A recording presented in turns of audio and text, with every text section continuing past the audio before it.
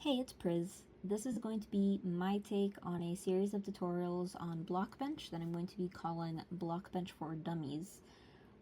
My goal with this is to essentially make a series of tutorials, each of which will cover one, two, maybe three features in Blockbench in a way that is very quick, easy to digest, straight to the point, and generally bare bones for those of you who would like to make Euro Cs in Minecraft, basically.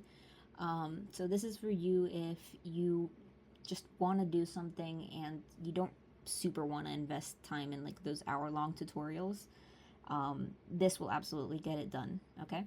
We're going to be working off of the base Steve model, so this is primarily for bipeds. Quadrupeds are a different thing.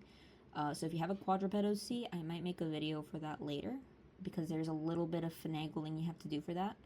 But this is primarily for bipeds, and you know it'll get the job done. But that's about it. Okay. So to get started, first of all, in the Blockbench website, there is a web version. I highly recommend you play around with that. It's super fun, super cool, awesome that they like provide that.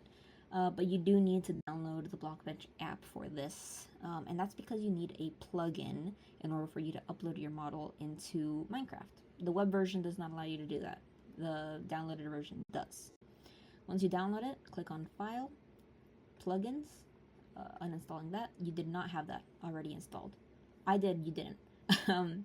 Once you click Plugins, you click Load Plugin from URL, and you paste this thing in. Now this is going to be in the description of this video, but this is basically going to install this plugin into Blockbench, which adds a support so that you can create CPM project files and upload those into Minecraft. Without this, you cannot upload them to Minecraft. So this is an essential piece of information, okay?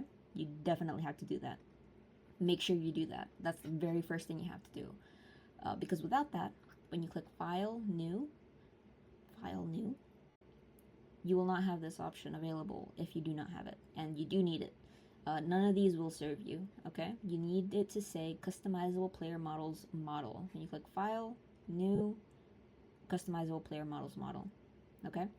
Now when you click that, you'll get this screen, and I will explain this in a little greater depth in a different video, but you're just going to want to trust me on this. And make sure that the texture size is set to 128 by 128. It basically gives you more space for the skin, and for each of the blocks that you're going to be adding, you're going to need coloring space, essentially. So 128 by 128 will give you a lot of breathing room, and it'll just make your life easier later on, okay? Don't worry about the texture. Don't touch it. Don't do anything with it. And then just go to Model and click Slim or Default. It does not matter. Just up to preference with what you want to start off with. Let's just put Slim for now. And then you click Confirm. And now you have your base, like, human model that we'll be working with. That's it. You got yourself started. That's the very first thing you need to do. Congratulations.